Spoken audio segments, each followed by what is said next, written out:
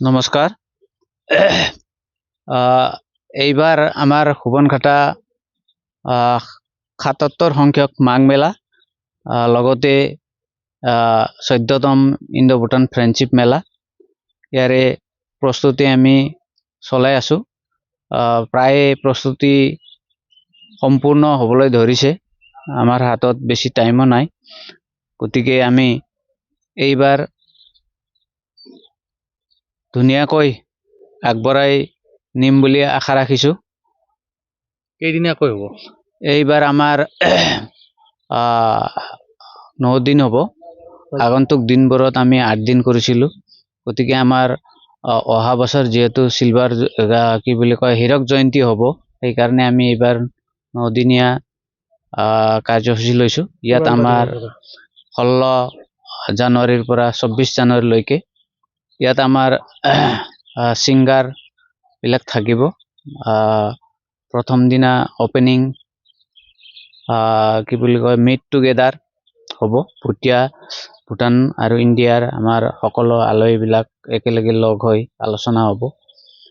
তাৰপিছত আমাৰ বাকী কাৰ্যসূচীবিলাক সেনেকৈ সুচাৰুৰূপে চলি থাকিব আৰু লাষ্ট দিনাও ভূটান ইণ্ডিয়াৰ লগত মানে ক্লজিং চেৰিমনি হয়। এতিয়ালৈকে ভূটান দেশৰ লগত যোগাযোগ চলি আছে। ভূটান আমাৰ চামৰূপ জংকাৰ আৰু নাংলামৰ লগত যোগাযোগ হ'ল। আমি গৈছিলোঁ তাত, তেওঁলোকৰ তাত গৈ আলোচনা হৈছে। তেওঁলোকে বৰ্তমান ব্যস্ত আছে, কেইদিনমান পিছত অহাৰ কথা কৈ আছে।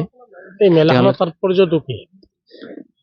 এই মেলাখনৰ তাৎপৰ্য হ'ল আমাৰ পূৰ্বপুৰুষসকলে আগতে যিহেতু আমাৰ এই জাগাত জনবসতি কম আছিল, ঘন জংঘল আছিল, যে তেওঁলোকে লগালগি নহয় মানে তাৰ কাৰণে তেওঁলোকে এটা ব্যৱস্থা কৰিছিল যে আমি মাঘৰ বিহুৰ সময়ত আমি সকলোৱে দূৰৰ পৰা আহি একেলগে লগ হ'ম বুলি তেওঁলোকে আলোচনা কৰি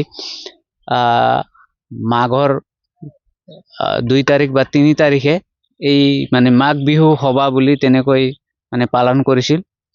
পৰ্যায়ক্ৰমে এনেকৈ অলপ চিন্তা চৰ্চা কৰি যিহেতু আমাৰ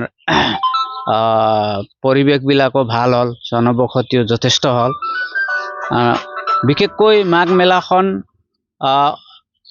10 চনৰ পৰা ইণ্ডো ভূটান ফ্ৰেণ্ডশ্বিপ মেলা হিচাপে আৰম্ভ হোৱাৰ পিছত এতিয়া যথেষ্ট ডাঙৰ হৈছে আৰু মানুহো যথেষ্ট উপস্থিতি থাকে।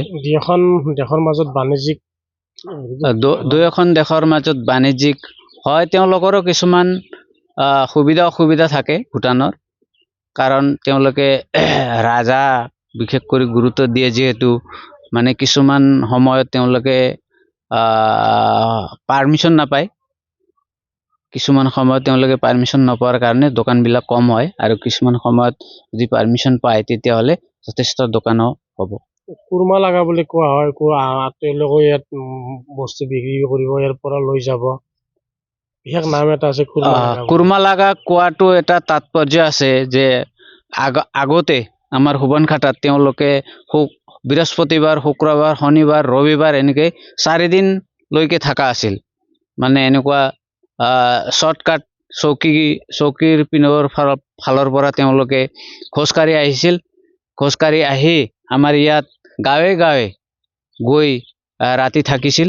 সেইকাৰণে তেওঁলোকে আলহীবিলাক কুৰ্মা বুলি কৈছিল। সেইকাৰণে কুৰ্মা লগা মানে আলহীক এই কুৰ্মা লগা বুলি শব্দটো তেওঁলোকে ব্যৱহাৰ কৰিছিল, সেইকাৰণে কুৰ্মা লগা বুলি কোৱা হয়।